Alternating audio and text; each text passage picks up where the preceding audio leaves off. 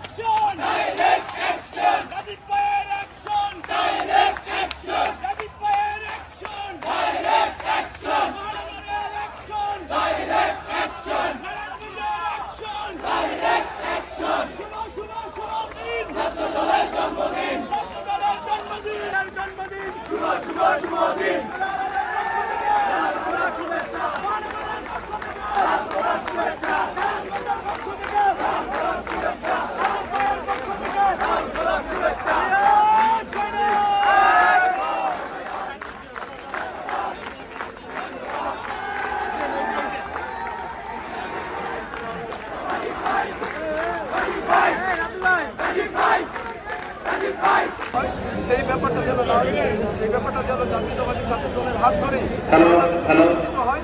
আমরা সেই ব্যাপারটা কামনা করছি। আশা করি এই ব্যাপারও আজকে আলোচনা থেকে দিক নির্দেশনা নতুন বাংলাদেশ কেমন বাংলাদেশ আমরা তো